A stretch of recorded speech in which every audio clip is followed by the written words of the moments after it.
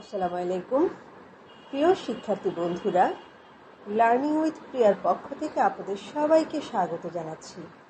আমাদের আজকের টপিক হচ্ছে উইলিয়াম শেক্সপিয়ারের বিখ্যাত নাটক the tragedy of Hamlet, Prince of Denmark, যা সংক্ষেপে হ্যামলেট নামে বহুল পরিচিত। এটি 1599 থেকে 1601 সালের মাঝে কোনো এক সময় রচিত হয়েছিল। ডেনমার্ক সাম্রাজ্যের পটভূমিতে রচিত নাটকটি যুবরাজ হ্যামলেট ও তার কাকা ক্লডিয়াসের মধ্যে প্রতিশোধ স্পৃহাকে কেন্দ্র করে আবর্তিত হয়েছে। চলুন প্রথমে পরিচিত হয়ে নিই গল্পের চরিত্রগুলোর সাথে। হ্যামলেট ডেনমার্কের যুবরাজ এবং সদ্য প্রয়াত রাজা ওল্ড হ্যামলেটের পুত্র এবং সেই সাথে বর্তমান রাজার ভ্রাতুষ্পুত্র। প্রেতাত্মা সদ্য প্রয়াত রাজা ওল্ড হ্যামলেটের প্রেতাত্মা রূপে আবির্ভূত হয়েছেন। গার্ট্রুড ডেনমার্কের রানী, হ্যামলেটের মা এবং যিনি বর্তমানে রাজা ক্লডিয়াসকে বিয়ে করেছেন। ক্লডিয়াস ডেনমার্কের বর্তমান রাজা এবং প্রাক্তন রাজার ছোট ভাই। পলোনিয়াস রাজা ক্লডিয়াসের প্রধান উপদেষ্টা এবং ওফেলিয়া ও লেয়ার্টেসের বাবা। ওফেলিয়া পলোনিয়াসের কন্যা এবং হ্যামলেটের প্রেমিকা। লেয়ার্টেস পলোনিয়াসের ছেলে। হোরেশিও হ্যামলেটের বিশ্বস্ত বন্ধু। রোজেনক্রান্টস ও গিল্ডেনস্টার্ন গুপ্তচর। ফর্টিনব্রাস নরওয়ের যুবরাজ। মার্সেলাস ও বার্নার্ডো রাজকর্মকর্তা। এবার মূল গল্পে যাওয়া যাক। গল্পটি শুরু হয়েছে এক শীতের রাতে অ্যালসিনোডের দুর্গ প্রাচীরে, যেখানে প্রহরীরা পাহারা দিচ্ছে। কিন্তু বর্তমানে রাতের বেলায় পাহারা দেওয়ার বিষয়টি তাদের কাছে ভয়ের কারণ হয়ে দাঁড়িয়েছে, কারণ কয়েক রাত ধরে প্রহরীরা দেখতে পাচ্ছে যে একটা প্রেতাত্মা দুর্গ প্রাচীরে এসে চুপচাপ তাকিয়ে থাকে তাদের দিকে। প্রেতাত্মাটা তাদের যেন কিছু বলতে চায়। প্রহরীদের মতে প্রেতাত্মাটা দেখতে অবিকল তাদের সদ্য প্রয়াত রাজা ওল্ড হ্যামলেটের মতো। প্রহরীরা যুবরাজ হ্যামলেটের বিশ্বস্ত বন্ধু হোরেশিওকে বিষয়টি জানায়। এদিকে গল্পটি ফিরে যায় পূর্বের ঘটনায়, যেখানে আমরা দেখতে পাই ডেনমার্কের রাজা হ্যামলেট কিছুদিন পূর্বে প্রয়াত হয়েছেন। তারই ছোট ভাই ক্লডিয়াস বর্তমানে রাজা হয়েছেন এবং পূর্বতন রাজার স্ত্রী রানী গার্ট্রুডকে বিয়ে করেছেন। হ্যামলেটকে ফ্রান্স থেকে ডেকে আনা হয়েছে তার বাবার শেষকৃত্য সারাবার জন্য। প্রাসাদের দরবার কক্ষে রাজা ক্লডিয়াস, রানী গার্ট্রুড, হ্যামলেট ও সভাসদদের নিয়ে আলোচনায় বসলেন। ভাইয়ের মৃত্যুতে তিনি শোক প্রকাশ করে বললেন, আমাদের এই অসহ্য শোক বহন করতে হচ্ছে, কিন্তু শোককে সীমার মধ্যে রেখে দেশের স্বার্থে আমি রানী গার্ট্রুডকে স্ত্রী হিসেবে গ্রহণ করেছি। গার্ট্রুডের প্রতি কৃতজ্ঞতা জানিয়ে তিনি বলেন, তাকে বিয়ে করে রানী প্রকৃত দেশপ্রেমিকের কাজ করেছে। এখানে তিনি আরও একটি ঘটনা তুলে ধরে বলেন যে পার্শ্ববর্তী দেশের যুবরাজ ফর্টিনব্রাস সাইপ্রাস আক্রমণ করতে যাচ্ছে এবং এ ব্যাপারে তিনি সতর্ক। অন্যদিকে পিতৃবিয়োগের ঘটনায় শোকাহত হ্যামলেটের মনে ঘুরপাক খাচ্ছে অনেক ভাবনা। রানীর প্রতি পূর্বতন রাজার ভালোবাসার কোনো অভাব না থাকা সত্ত্বেও রাজার মৃত্যুর পরপরই তিনি রাজার ভাইকে বিয়ে করে বসলেন। এই ঘটনা হ্যামলেটের মনে ভীষণ রকম আঘাত দিয়েছে এবং তীব্র ক্ষোভের সাথে সে তার বন্ধু হোরেশিওকে বলে, শেষকৃত্যের জন্য রান্না করা মাংস এখন বিয়ের ভোজসভায় দেওয়া হচ্ছে। অবস্থা বুঝে হোরেশিও হ্যামলেটকে প্রেতাত্মার বিষয়টি জানান। ঘটনাটা শুনে হ্যামলেট ঠিক করলেন যে তিনি নিজেই যাবেন প্রেতাত্মাকে দেখতে। হ্যামলেট যখন প্রেতাত্মার সাথে সাক্ষাৎ করলেন, তখন প্রেতাত্মা হ্যামলেটকে বলে, আমি তোমার বাবার প্রেতাত্মা। আমার প্রতি যে অপরাধ করা হয়েছে তা বললে তোমার হৃদয় হাহাকার করে উঠবে, তোমার তরুণ রক্ত জমে যাবে, তোমার দুটো চোখ রাগে ঝলঝল করে উঠবে।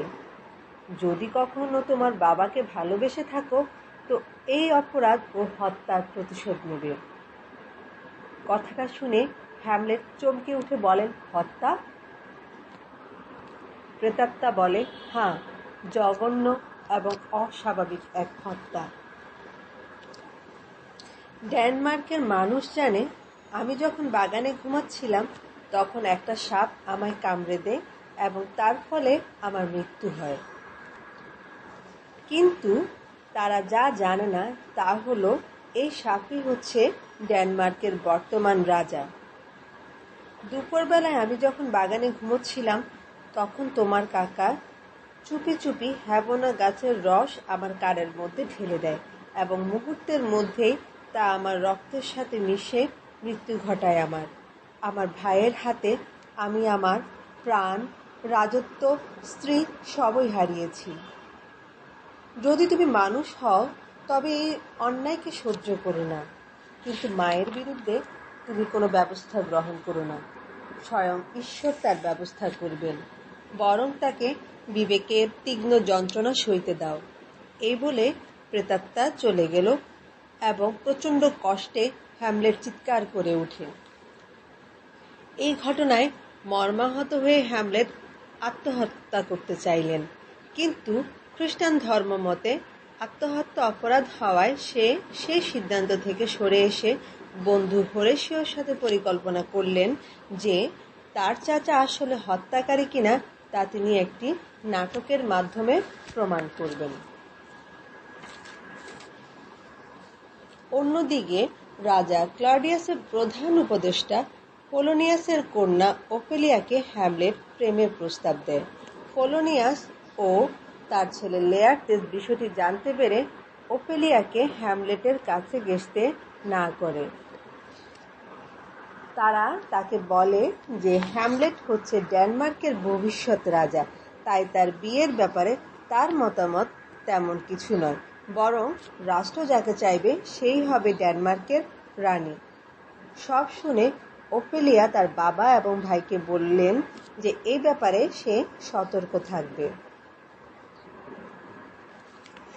এর পরবর্তীতে হ্যামলেট পরিকল্পনা করে নিজের আচরণে এক ধরনের উন্মাদনা সৃষ্টি করেন। এক পর্যায়ে হ্যামলেট ওফেলিয়ার হাত ধরলেন। ওফেলিয়া ভয় পেয়ে তার বাবাকে বিষয়টি জানান এবং বলেন, হ্যামলেট এলেন, তার উস্কো খুস্কো চেহারা, জামায় বোতাম আটকানো নেই, মাথায় টুপি নেই, মোজায় ধুলো, এইরকম অদ্ভুত চেহারা এবং পোশাকে এসেছিলেন তিনি। ঘটনাটি শুনে পোলোনিয়াস ভাবলেন তার মেয়ে ওফেলিয়ার প্রেমে প্রত্যাখ্যাত হয়ে হ্যামলেট পাগল হয়ে গেছে এবং ঘটনাটি তিনি খুব শীঘ্রই রাজাকে জানান। এদিকে হ্যামলেটের পাগলামো চলতেই থাকে। অন্যদিকে রাজপ্রাসাদে নাটক মঞ্চস্থ করার কথা হচ্ছিল। খবরটি শুনে হ্যামলেট একটি পরিকল্পনা করে অভিনেতাদের সাথে কথা বলে তার পছন্দ মতো দুটি নাটক মঞ্চস্থ করার কথা বলে। একটি হচ্ছে দ্য মার্ডার অফ গোলাঞ্জো এবং অপরটি হচ্ছে মাউসট্র্যাপ।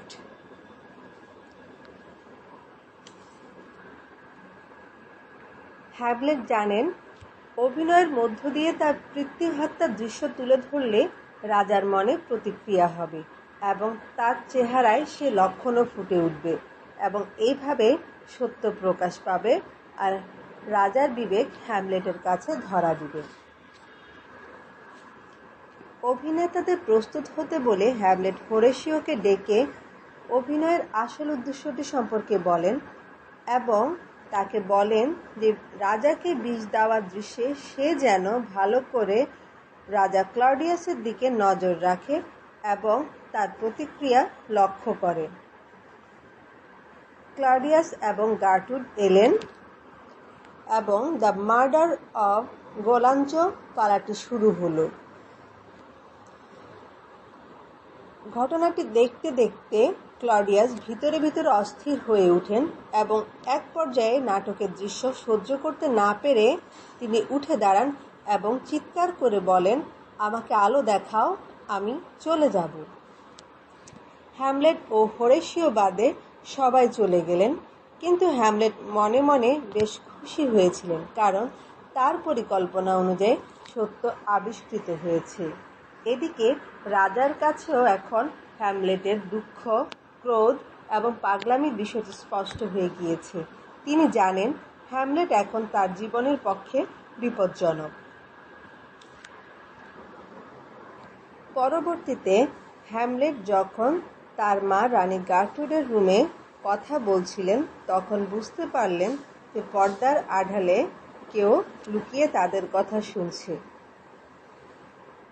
হ্যামলেট ভাবল রাজা ক্লডিয়াস পর্দার আড়ালে লুকিয়ে আছে, তাই প্রতিশোধ নেওয়ার জন্য সে দ্রুত তার তলোয়ার বের করে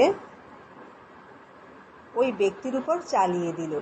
কিন্তু পর মুহূর্তে আমরা দেখতে পাই যে সেখানে রাজা ক্লডিয়াস নয়, বরং তার প্রধান উপদেষ্টা পোলোনিয়াস লুকিয়েছিল এবং সেখানে তাৎক্ষণিকভাবে পোলোনিয়াসের মৃত্যু হয়। পোলোনিয়াসের এই মৃত্যু ডেনমার্কে একটি আলোড়ন সৃষ্টি করল। অন্যদিকে পোলোনিয়াসের কন্যা ওফেলিয়া শোকে পাগল প্রায় হয়ে মৃত্যুবরণ করেন।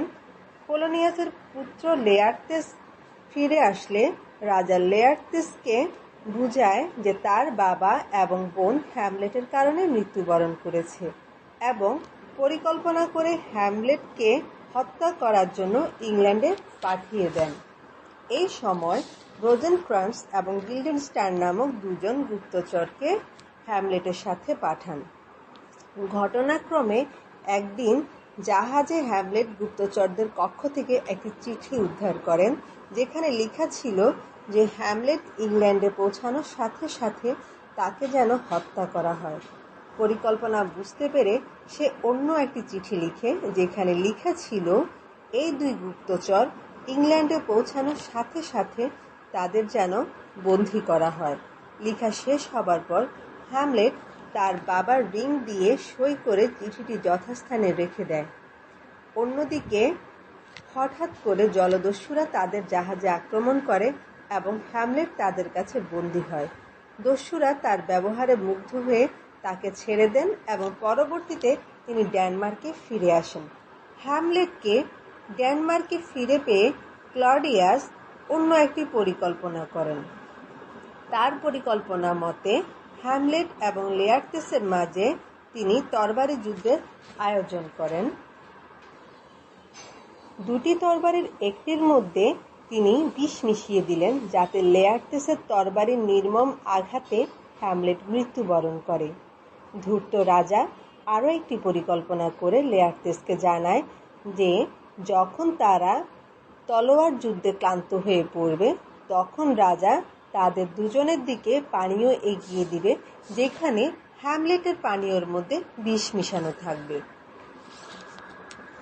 তলোয়ারের খেলা শুরু হয়। পরপর দুবার হ্যামলেটের তরবারি লেয়ার্তেসকে আঘাত করে, কিন্তু ইতিমধ্যে রানীর ভুলে সর্বনাশ হয়ে যায়। হ্যামলেটের জন্য রাখা বিষ মেশানো পানীয়টি রানী নিজেই পান করে ফেললেন, কিন্তু রাজা বাধা দেওয়ার কোনো সুযোগই পাননি। খেলা আবার শুরু হয়। এবার লেয়ার্তেস হ্যামলেটকে আঘাত করে এবং হ্যামলেট বুঝতে পারে যে এই আঘাত নিছক খেলার আঘাত নয়, বরং এর মধ্যে রয়েছে হ্যামলেটের রক্তের আকাঙ্ক্ষা। তারপর লেয়ার্তেসের তরবারি চলে আসে হ্যামলেটের হাতে, আর হ্যামলেটের নিজেরটি দেয় লেয়ার্তেসকে। তারপর লেয়ার্তেসকে আঘাত করে বসে হ্যামলেট। ইতিমধ্যে রানী ঢলে পড়ে যান। লেয়ার্তেসও বুঝতে পারে যে তার সময় শেষ হয়ে এসেছে। সে বলে, আমার বিশ্বাসঘাতকতার ফলে আমি নিজেই মরতে বসেছি। হ্যামলেট জানতে চায় রানীর কি হলো। তখন রাজা আসল ঘটনা ধামাচাপা দিতে চাইলেও হ্যামলেটের কাছে সবকিছু স্পষ্ট হয়ে যায়। এদিকে লেয়ার্তেস হ্যামলেটকে বলে, ওই তলোয়ারের ডগাতেই রয়েছে আমাদের মৃত্যুর উৎস। তুমিও মৃত্যুর অপেক্ষায় হ্যামলেট। এইসব দেখে ক্রুদ্ধ হ্যামলেট সেই বিষ মিশানো তলোয়ারটি রাজার বুকে বসিয়ে দিল এবং প্রাণের ভয়ে রাজা আর্তনাদ করে দর্শকদের বললেন, আমাকে বাঁচান। এই কথা শুনে হ্যামলেট এবার তার মায়ের পান করা অবশিষ্ট পানীয়টুকুও জোর করে রাজার মুখে ঢেলে দেয়। আর মৃত্যুর কোলে ঢলে পড়ার আগে লেয়ার্তেস বলে, বিচার ঠিকই হয়েছে, বিষ ওই মিশিয়েছিল।